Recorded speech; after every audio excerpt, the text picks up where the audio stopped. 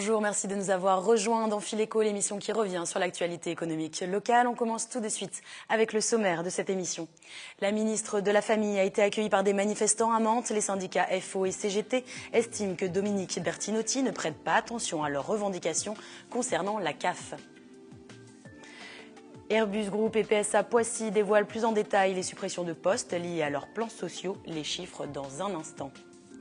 Et puis le dossier de la semaine sera consacré à une jeune pâtissière. Caroline a passé mardi l'épreuve de qualification pour la finale du championnat de France du dessert. Nous l'avons suivi. Et enfin, nous parlerons microcrédit à l'occasion de la semaine du microcrédit qui débute le 3 février dans toute la France et bien entendu dans les Yvelines. Nous recevons Isabelle Tréguer. Bonsoir. Donc, vous êtes la responsable de l'ADI dans le département notamment. On vous retrouve dans un instant juste après les infos économiques de la semaine.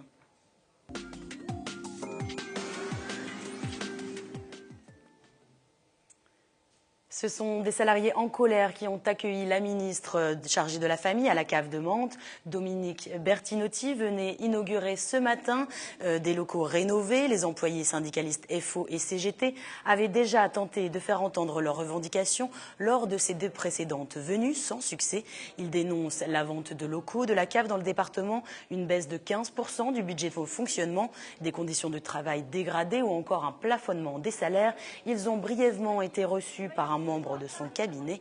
La ministre, elle, de son côté, répond à l'inverse que des améliorations sont survenues ces derniers mois. On écoute les deux parties.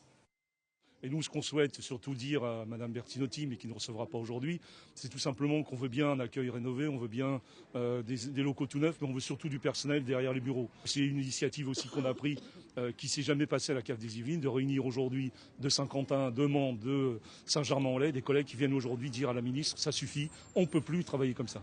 Voilà. On peut avoir toujours plus d'effectifs, on peut mettre toujours plus de moyens. C'est la solution, je dirais, la plus facile. Aujourd'hui, nous avons cette exigence quand même, nous sommes dans un cadre budgétaire contraint, de travailler aussi bien, voire même mieux. Et le fait de mettre du personnel là où c'est le plus nécessaire, c'est ça que les syndicats doivent défendre et plaider. On en sait plus concernant les plans sociaux pour Airbus Group et PSA. Airbus Group, le nouveau nom de ADS, avait annoncé qu'il supprimerait 5800 postes au total en Europe. Lundi, lors d'un comité européen, la société a précisé les sites touchés. Les Yvelines n'ont pas été épargnées. 411 postes seront supprimés sur le principal site de Cassidian à Elancourt. On note également 309 suppressions d'emplois sur le site des Mureaux. Pour rappel, le groupe réorganise ses activités. Celles d'Astrium et Cassidian seront notamment regroupés. Le groupe PSA, de son côté, a annoncé aujourd'hui la suppression d'une équipe de production dans son usine de Poissy. 684 postes sont concernés, en cause un recul des ventes. La direction a indiqué qu'il n'y aurait pas de suppression de postes, mais des reclassements. La CGT ne croit pas vraiment en cette promesse. Nous suivrons donc cette actualité. L'usine emploie actuellement 6700 personnes. Les chiffres du chômage ne sont pas bons pour le mois de décembre. 3 303 200 demandeurs d'emploi en France, soit 0,3% de plus qu'en novembre et une hausse de 5,7% sur un an. Les chiffres locaux ne sont pas encore connus pour le mois de décembre, mais d'après les chiffres de novembre, on compte dans les Yvelines 58 800 chômeurs, une hausse de 8% sur un an, un chiffre supérieur à la moyenne française, mais le taux de chômage étant assez faible à la base, les fluctuations se ressentent davantage. Un nouvel outil pour le covoiturage arrive à Saint-Quentin en Yvelines. La start-up WazeUp propose une application mobile pour mettre en relation des salariés du territoire. Des images de Jonathan Villeman. Effectuer son trajet domicile-travail seul dans sa voiture reste une réalité pour beaucoup de salariés. Peu écologique et peu économique. La start-up WazeUp cherche à faire bouger les choses en développant le covoiturage. Il propose une application mobile pour mettre en relation les personnes intéressées par ce mode de transport. Ce jeudi, ils présentaient leur outil aux salariés du technocentre Renault. L'application permet de trouver des covoitureurs selon le trajet souhaité et calculer les frais réels, même lorsque l'on ne finit pas à une heure fixe chaque jour. Un système plus maniable et plus souple que les sites existants. si vous ne finissez pas toujours à la même heure, le principe c'est qu'on crée des petits équipages de covoiturage où en fait un passager va avoir plusieurs conducteurs possibles et via l'application et en quelques secondes, le conducteur, dès qu'il sait qu'il va partir, 30 à 40 minutes avant, va pouvoir alerter ses passagers et le passager va pouvoir se greffer sur le conducteur qui part à la bonne horaire. La société travaille avec des entreprises partenaires. Elle paye un forfait pour offrir ce service à leurs salariés et profite de reporting élaborés par WazeUp pour leur communication. L'application est d'ores et déjà proposée à plusieurs entreprises du territoire. Renault n'est plus seul. Renault, avec les acteurs locaux, la Casqui, mais aussi la SNECMA, d'autres entreprises, Ilti, Bouygues, on se lance dans cette démarche pour essayer d'avoir ce qu'on appelle une masse critique de covoitureurs potentiels et qui vont pouvoir partager et créer une communauté de covoitureurs potentiels. Pour les salariés de Renault rencontrés sur place, ce volume élargi de covoitureurs est peut-être la clé du succès. Donc on pourra se reconnaître entre nous, voir les entreprises qui sont vraiment autour du technocentre, ça peut vraiment être utile. Renault envisage d'intégrer cette application à sa tablette Airlink et donc aux véhicules de la marque, mais il faudra encore quelques mois pour tester son efficacité. Et c'est aujourd'hui qu'a lieu l'inauguration du Vélodrome, une inauguration en grande pompe, puisque la ministre des Sports sera présente. Un tournoi de vitesse aura également lieu entre les équipes de France et d'Angleterre. Mais au-delà de l'aspect sportif, le Vélodrome représente un énorme projet économique pour Saint-Quentin en Yvelines. Nous avons en direct de la piste notre journaliste sportif, Anthony Riech. Bonsoir. Bonsoir Claire. Alors pour le 7-8 Sport, vous suivez ce projet depuis longtemps. Finalement, sur quel modèle économique repose-t-il? La caractéristique principale du Vélodrome de Saint-Quentin-Yvelines est évidemment son financement. Le Centre national du cyclisme français est porté par un partenariat public-privé financé à 75% par des fonds publics, l'État, le Conseil régional, le Conseil général et évidemment la communauté d'agglomération de Saint-Quentin-Yvelines. Tout cela pour un total de 74 millions d'euros. Alors évidemment, la question que tout le monde se pose, est-ce que le Vélodrome sera-t-il rentable sur la durée? Pour cela, Vélopolis mise sur les loyers versés par la Fédération française de cyclisme pour l'utilisation de ses bureaux, mais aussi sur les nombreux événements et les manifestations sportives autres que le cyclisme et des manifestations culturelles à l'image du concert d'Irma qui sera donné ce soir après les compétitions sur la piste, des recettes qui seront en partie reversées à la communauté d'agglomération de Saint-Quentin-en-Yvelines. Très bien, merci beaucoup Anthony pour ces explications. Passez une très bonne soirée. On retrouve le détail de cette inauguration dans notre JT de demain et nous développerons ce côté financement, ce côté modèle économique du Vélodrome dans le fil éco de la semaine prochaine.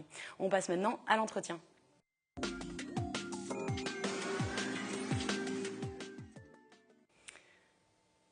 Le sujet de cet entretien, c'est le microcrédit. Alors pourquoi en parler maintenant? Eh bien parce que on fêtera la semaine du microcrédit la semaine prochaine, du 3 au 7 février. C'est un événement organisé chaque année par l'ADI, l'Association pour le droit à l'initiative économique. Nous recevons justement sur ce plateau la responsable yvelinoise, Isabelle Tréguer.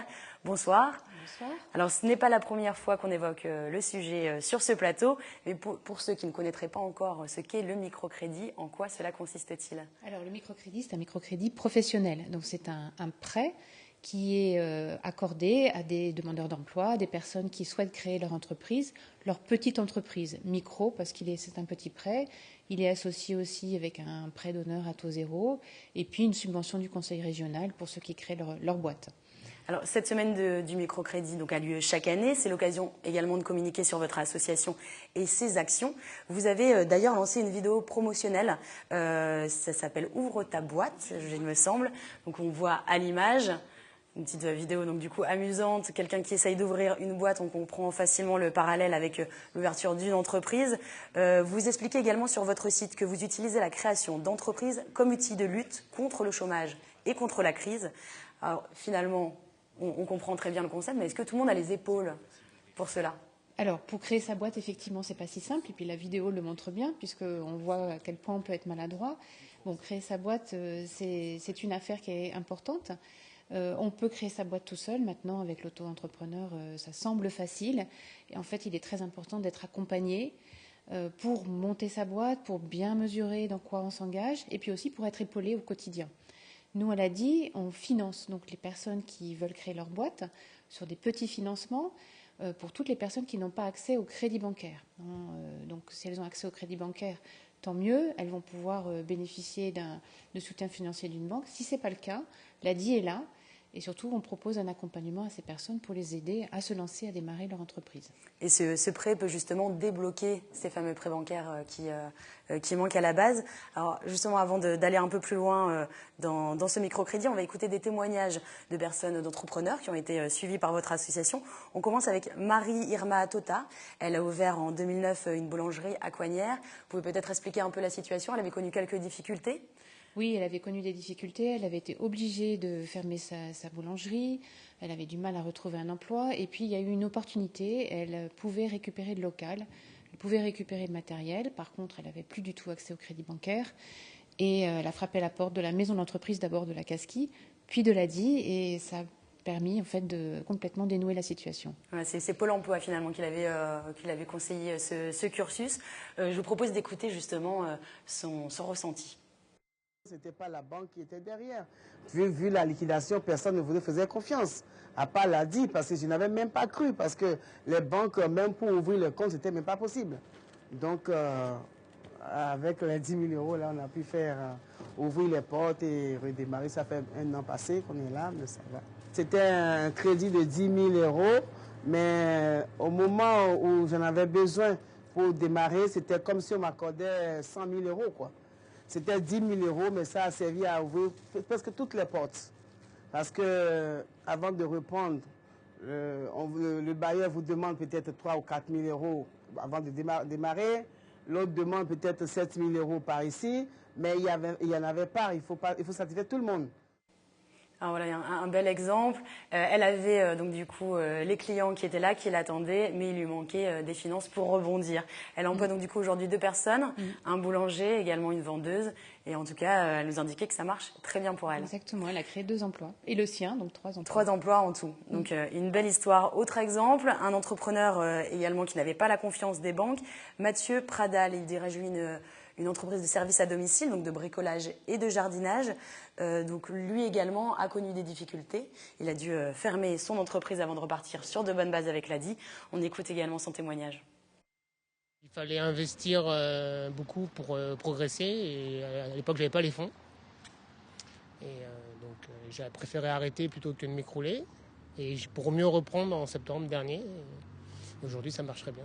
L'ADI m'a permis en septembre de reprendre ma société en acceptant les fonds que j'avais besoin, parce que les banques ne prêtaient pas, prêtaient mais avec des garanties trop élevées et trop importantes pour moi, et donc l'ADI m'a permis d'avoir les fonds et de pouvoir investir. Et j'ai pu avoir des nouveaux devis et contrats que j'aurais pas pu avoir sans avoir le matériel. Donc du coup, plus de clients, donc plus de chiffres. Le remboursement se fait en mensualité, donc qui sont revus par rapport à ce que je gagne, et que du coup c'est des petites mensualités et ça permet de ne pas avoir trop de charges en plus de ce qu'on a déjà en tant à son compte. Alors, Mathieu Pradal parle notamment du remboursement. Vous l'indiquiez tout à l'heure, des taux zéro, pardon. Alors, le prêt qui complète le microcrédit, effectivement, est à taux zéro, mais le microcrédit a un taux d'intérêt qui est à 7,78. Donc, en gros, on a à peu près 2 tiers du montant, c'est avec un taux d'intérêt, puis 1 tiers sans taux d'intérêt. Et en plus, pour la création d'entreprise, il y a une prime du conseil régional, donc une subvention. Ça, c'est important, ça fait un effet de levier pour les personnes qui veulent se lancer. Avec un petit prêt, elles peuvent acheter un petit peu de stock, ou le stock de démarrage, le matériel de démarrage, voire un petit véhicule utilitaire d'occasion pour pouvoir se lancer. Et tout à l'heure, vous l'avez vu avec Madame Tota, ça peut aller jusqu'à 10 000 euros maximum, mais notre prêt moyen, il est plutôt aux alentours de 3 000 euros. Donc avec 3 000 euros, on peut déjà commencer, on peut se lancer.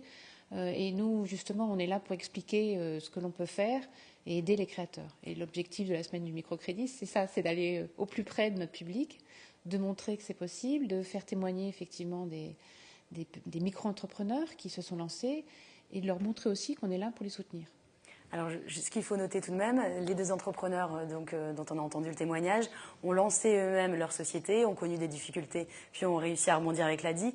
On peut aussi faire appel à vous pour se lancer dès la première... Oui, et en fait, c'est principalement notre public. Ce sont surtout des gens qui se lancent pour la première fois qui prennent contact avec nous. qui sont par exemple des demandeurs d'emploi depuis longtemps, qui recherchent un emploi, qui n'en trouvent pas et qui ont une idée avec lesquelles on va travailler. On va travailler avec aussi nos partenaires de la création pour les aider à monter leur projet. Et puis on sera là ensuite pour les financer et pour continuer derrière le soutien. Et donc le cas de Madame Tota ou de Monsieur Pradal qu'on a vu, ce n'est pas le cas le plus fréquent. Mais il faut savoir aussi qu'on est là pour ceux qui ont connu des difficultés et qui veulent recommencer, rebondir. Alors, vous parlez donc du coup de demandeurs d'emploi qui, par exemple, créent eux-mêmes finalement leur poste. Est-ce que également, avec la conjoncture actuelle, vous avez plus de jeunes qui n'arrivent pas à se lancer sur le marché du travail dès la sortie d'école, du coup, qui se disent pourquoi pas? Oui, alors on a des jeunes effectivement. On a donc un dispositif particulier pour les jeunes, avec un prêt qui a un taux d'intérêt qui est plus intéressant pour les jeunes, jusqu'à 32 ans. On a aussi un dispositif de formation. Alors pour les habitants de la Casquie, c'est à Nanterre. Mais avec un train direct jusqu'à la Défense, ça reste possible, avec une formation qui dure 8 semaines et qui aide les jeunes à passer d'une idée à un projet vraiment structuré.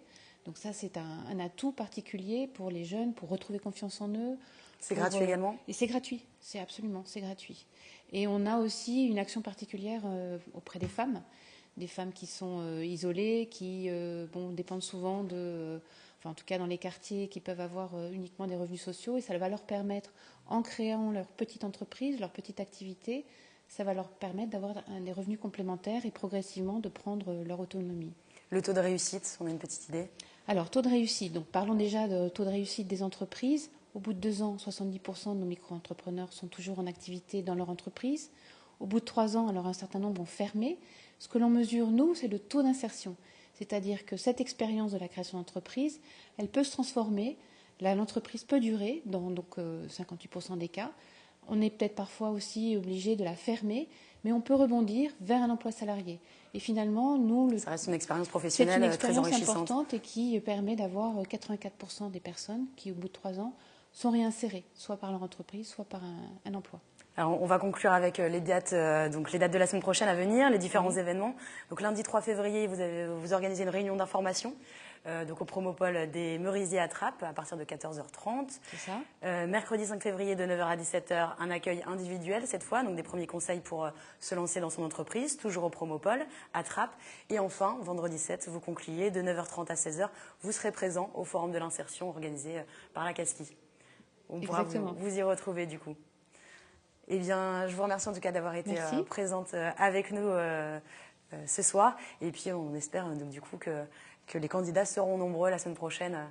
Ils sont les bienvenus. Pour ces événements. Merci beaucoup. On passe tout de suite au dossier de la semaine.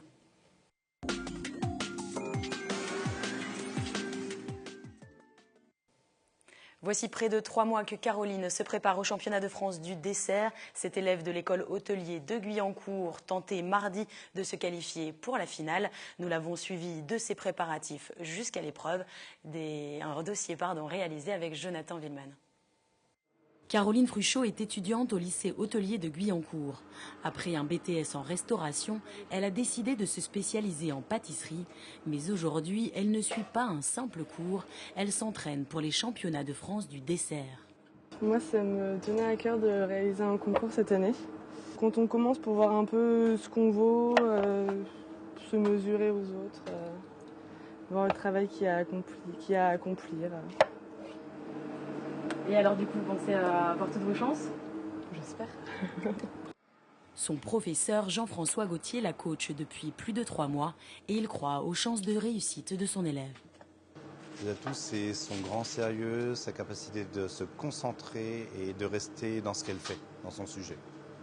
Son dossier a été sélectionné pour les championnats de France du dessert. Le 28 janvier, elle passe le concours Île-de-France. En jeu, une place pour la finale nationale. Notre jeune pâtissière a décidé de travailler des poires et de les décliner de multiples façons. Une poire bien mûre, c'est juste extra. C'est super bon et ça me fait penser à mon père en fait. C'est un fruit qu'il adore. Et du coup, je pense que c'est pas mal de faire un petit clin d'œil. Depuis 5 semaines, Caroline a accéléré sa préparation. Elle s'entraîne maintenant 6 heures par jour. Car au concours, elle devra connaître sa recette par cœur. Elle aura 3 heures pour tout préparer, de la confection au dressage d'assiettes. Mais ce n'est pas le temps qui lui fait peur. C'est une histoire de température dans mon dessert. Parce qu'il y a beaucoup de choses qui sont fraîches pour être, qui sont froides même.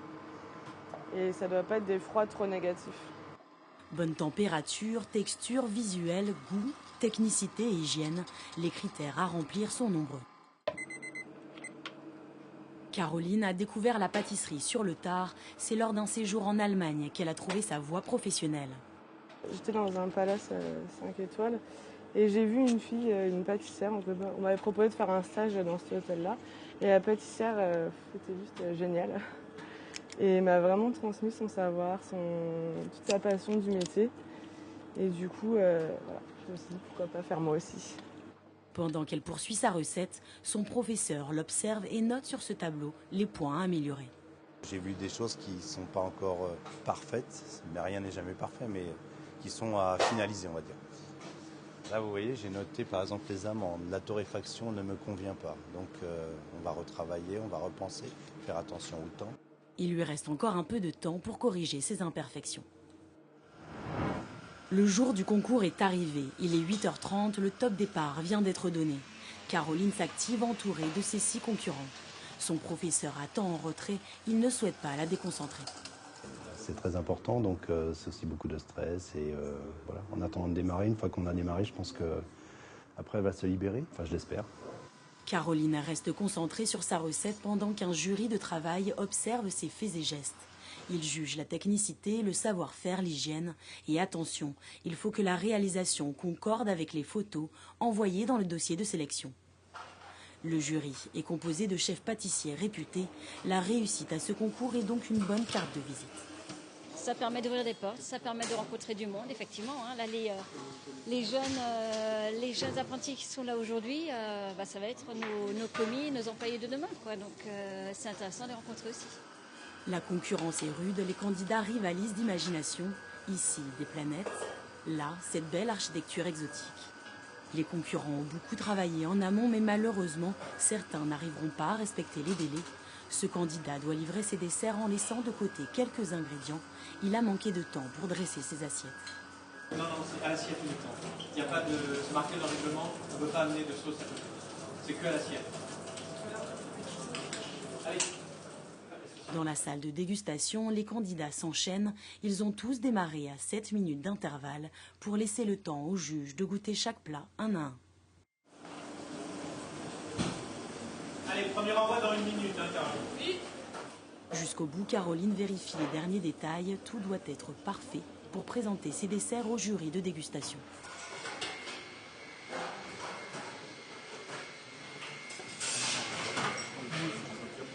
Moi aussi, je veux bien.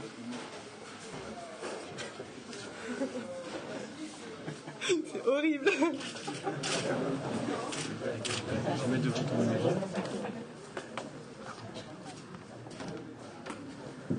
Voilà, bonjour messieurs. Donc aujourd'hui, je vous propose un délice de poire.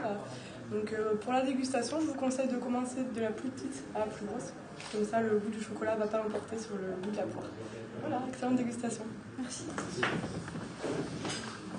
Pendant que les chefs dégustent, la jeune pâtissière peut enfin souffler. C'est un peu le stress parce que même si je me suis bien entraînée au lycée, ici c'est un labo qu'on ne connaît pas, c'est une pression qui est complètement différente. Et en labo, je le faisais en 2h15. Ici, pour vraiment que ça soit parfait, peaufiner à fond et tout, j'ai mis 3 heures, au moins une, quoi. Donc c'est vraiment, c'est clairement différent. Mais bon, c'est un bon stress, donc on verra, quoi. De leur côté, qu'en ont pensé les juges? Il y avait une certaine grâce dans sa présentation, c'est très fin, sa façon de travailler, ça s'est vu que ces petites billes de poire, son petit décor en chocolat, très fin, ça se voit que c'est une fille aussi qui l'a dressé, donc c'était très très fin. Mais après, le plus important c'était le goût. Donc là, d'autres candidats ont été aussi très très performants. Caroline et les autres candidats ont laissé place aux professionnels l'après-midi avant de découvrir le verdict. Et c'est la Parisienne Marie Mathéos pour sa douce planète exotique qui remporte le premier prix. Caroline finit deuxième à quelques miettes d'une place pour la finale nationale.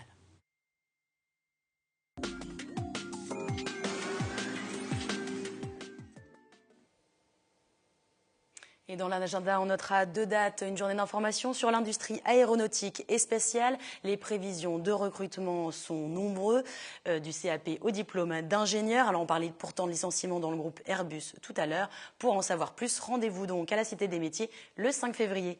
Et puis une matinée d'information sur le métier de boulanger-pâtissier. Ça colle avec notre dossier. Vous avez donc rendez-vous le 6 février de 10h à 11h30 à la Cité des Métiers, toujours. Et c'est la fin de ce Fil Éco. Merci d'avoir été avec nous. Je vous retrouve jeudi prochain pour un prochain numéro. D'ici là, très bonne soirée.